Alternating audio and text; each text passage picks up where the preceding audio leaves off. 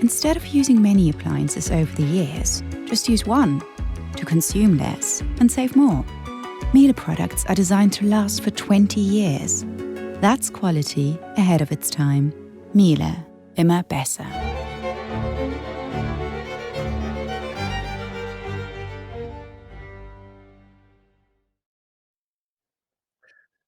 So, everyone, hello again. We're about to see the scheme which won the bars and restaurants category, Seven Dials Food Hall in London, by Stiff and Trevillion. Over to you. Hello, my name's Joe Nunn. I work for Stiff and Trevillion, and I'll be talking to you about Seven Dials Market for Curb Food.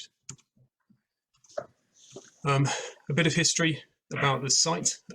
Seven Dials is located just north of Covent Garden in Leicester Square, technically within London's Theatreland. It's somewhat on the periphery. The site itself takes up almost an entire city block. You can see here the wedge-shaped buildings on one of the spurs of Seven Dials itself, which is essentially a small roundabout. A bit of history about Stiff and Trevillion and their relationship with casual dining. We did the first Wagamama's in the UK, 180 seats, shared tables, and on a good day, 1,800 customers. Jamie's Italian, another brand which was on every UK high street. And also Mark Hicks, we did 3 restaurants for. But in 2018-19, most of these chains closed down, kind of early casualties of a distressed high street. And in a way, that's where food halls come in, often rescuing kind of large unwieldy spaces and bringing them back to life. So Time Out Lisbon is always the benchmark. It's consistent, it's smart, it's democratic.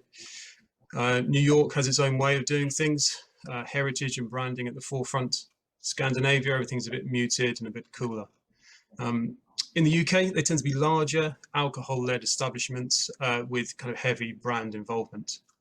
The first food hall that we did as a company was Bang Bang Oriental in North London.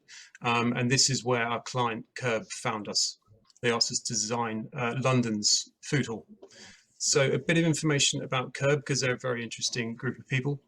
They started life as pop-up markets in and around various locations in London. And they soon realized that their business was as much about developing small businesses as it was about the food itself.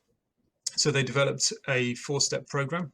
Step 1 was helping to get a good idea in the first place. Step 2 was trialing at their pop-up markets. Step 3 was full membership and access to catering events. And step 4 was access to investment and then the potential of a permanent home for their business, which is where we came in to design Seven Dials Market for them.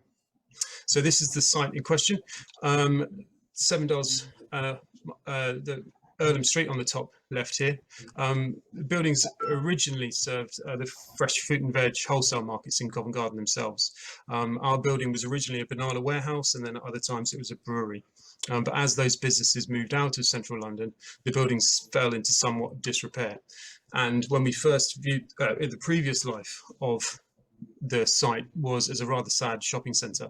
All of the shops preferred to turn their back on the central atrium and face the streets, which meant that the interior of the space felt rather neglected, and particularly a historic alleyway which cut through the building was very unwelcoming. When we first viewed the space with a client, the building had been empty for 2 years. The landlord was in a panic. They deemed the space unlettable, and they were just about to infill the central atrium and try to let it as offices. In the process, the historic alleyway would have been lost. So yeah, an important public building in the centre of London was about to be lost to offices. This is the general layout of the space. You see the historic alleyway to the right and the main central atrium space. So a key move as part of the design was to reintroduce fresh produce to Cucumber Alley. That would form the main entrance and through to a ring of cafes selling donuts, coffee and sandwiches on the ground floor, and then downstairs to the hot kitchens with conventional kitchen extract in the basement and the back of house tucked into blind corners. Early on, there were 4 key tenants: a food-related bookshop, a cheese bar, bao buns, and a florist. And early on in the development of Seven Dials Market, we started developing the brand itself with a graphic design partner.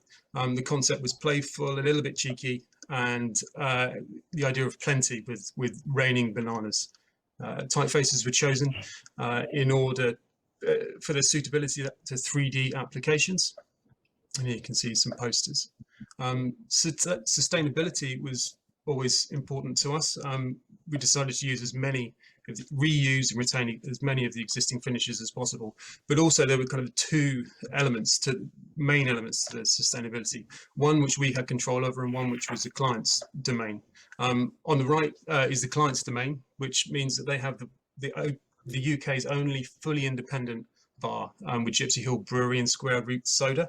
There's no Coca-Cola in the building. And on the left is our part of the sustainability effort, which was the introduction of an anaerobic digester, which is basically a huge stainless steel tank which sits in the basement of the space, and it eats all of the leftover food waste. It's then pumped out by a tanker and sold for biogas. This has the double benefit of drastically reducing the bin storage required within the building, and also means that the only waste that they produce, which goes into bins, is cardboard and glass, which obviously has no smells and is dry. Onto the plans, you can see Cucumber Alley on the right hand side, then leading through to the cafe areas, which were designed as islands with very limited back of house spaces. Balustrade with stool seating around the central space, which focuses the visitor's view down into the basement. The basement seating area, which the client calls the pit, is where the main hot food exists. The bookshop to the bottom left, and also the toilets. So there are three main units that we designed for them, which is a more traditional unit within Cucumber Alley with the low counter and the lockable racking to the rear. You can see the tenant signage, which says Market Unit 3 here, which strings between columns. The cafe units were pink terrazzo with the same signage board system.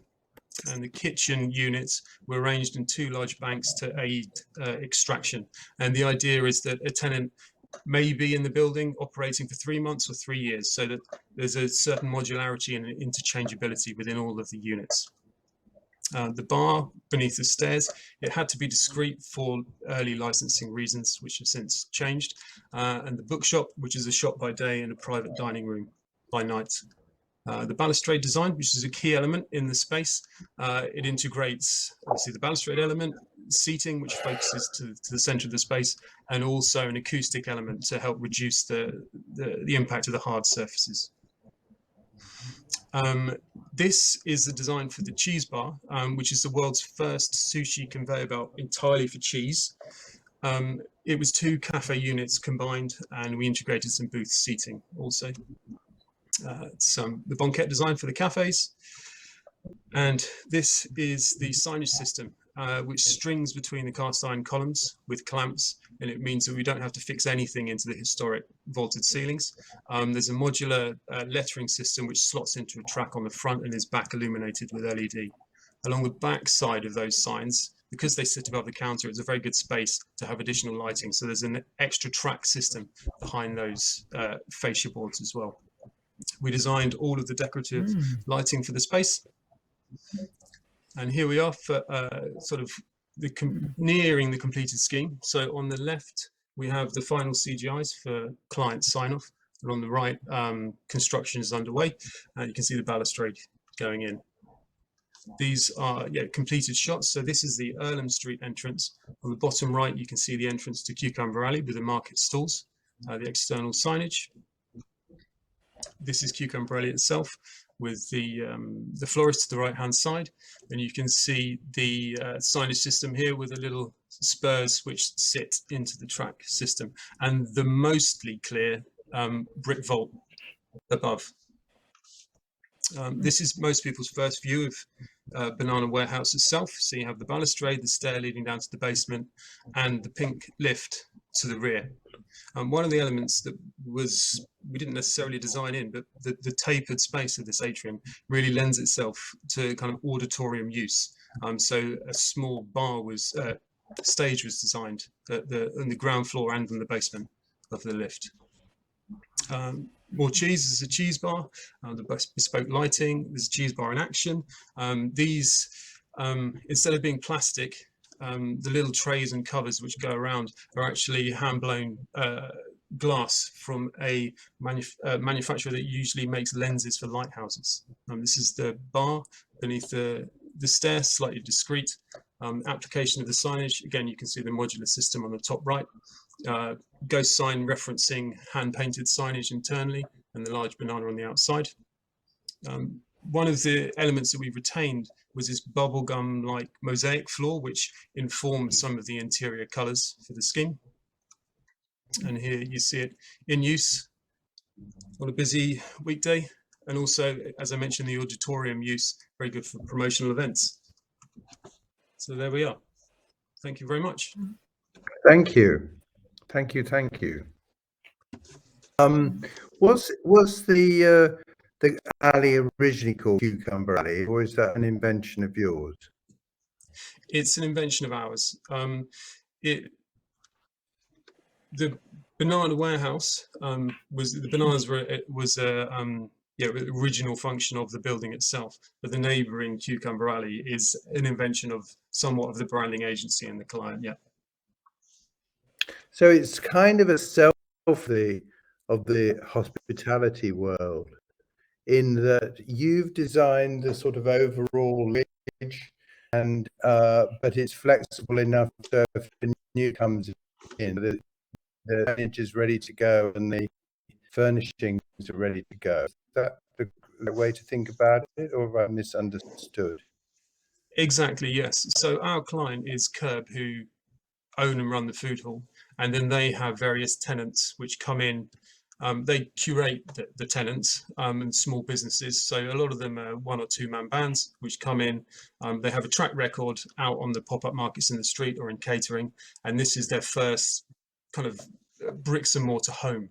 So they would take over one of the kitchens, they would drop in their kitchen equipment within the extract that we've provided and the electrical loading, etc., which is approximated throughout the building, and then they operate So from we're there. not So there talking was about quite a food hall like Selfridges literally has a food hall, or Harrods. This is food hall of another generation. I think Because it it's is, basically not to go shopping, is it? It's to go and eat stuff. Exactly. Yeah, it is to go and eat. It's a venue in itself. People stay within there. Yeah. Okay, Oliver, please. Well, having designed a few of these things myself, what it always comes down to is a battle between landlord control versus tenant expression. And you guys have very much come down on the landlord control side. Every tenant has to have the same signage. Every tenant has to have the same shop front. So I was just wondering what conversations were had about that and why you had come down on the landlord control side of things. That was definitely our starting point for landlord control. For various reasons, because there's potentially 12 different businesses with 12 very different backgrounds and levels of experience behind them, and to give each one, I think our approach was to give each one as much of a chance as possible. We would provide exactly the same facilities to them as possible. However, the building, I mean, it was completed, opened originally 2 years ago. It's been shut for a year of that due to COVID. But being lived in, there are additions that have been made to that, and customizations that have been made. And because we stayed on the side of, as you say, kind of landlord control, those additions don't overwhelm. They kind of spring up quite nicely and augment the order quite well. Okay, Johnny, please. Thank you. My question is similar also, because you're working with the landlord to design the overall brand, and then you're working with individual restaurant owners to meeting their budget. I'm assuming. I guess there's a lot of difficulty in that, where you have to have still working and to have the signature when you walk in, so it's not like supermarkets. And so, what is your biggest challenge in that, and how do you overcome it? I think Curb, the client, put us in a very good position, because they, in all honesty, they work with very good operators. So really the quality of the content is in all honesty, it's derived by them.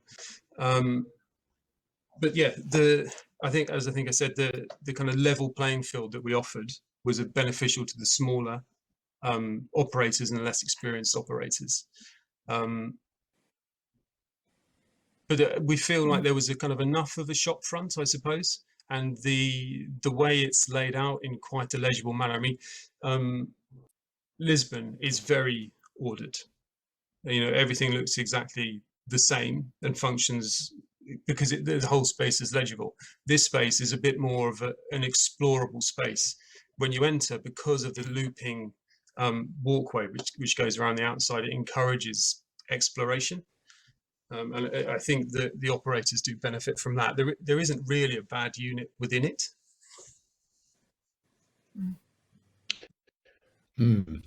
Yeah. Yeah, I think it seems to me that you inherited a great space, like particularly the banana warehouse, and I think what you mostly added was organization, right? The circulation, the organization. Because if I think of, for example, of a similar activity like in Berlin, the KaDeWe, people go and actually eat different food. And besides I'm not sure, there's a great difference in terms of, how spatial it is. You have a big space and we have great views of the different things, but I couldn't see that there's enough diversity between the things. Maybe there is no need for diversity, but it was quite hard to follow or to see if there is, like, between the different kind of food you can have there. So I think what comes across as great is the space itself and the views, and encourage circulation, encourage to come in. But I couldn't see it through your presentation. Maybe you can just say a few words about the individual kind of or the differences, or between the different food you can eat there, or the different stores. Yeah, I think you're absolutely right. The space for this use is fantastic, but it was 3 years ago, nobody wanted this building. They couldn't find a use for it. So I think that's one of the successes of the project. It feels very natural to have this market within this space, but it's only been there a little while. In terms of differentiation, there's probably more differentiation and variation on the cafes which sit upstairs, because you have the cheese bar, which is a very large double unit, which was designed specifically for purpose. So you can see the top ledge here with the conveyor belt running around with the cheese on it. But then you have the smaller one, which serves chai tea now.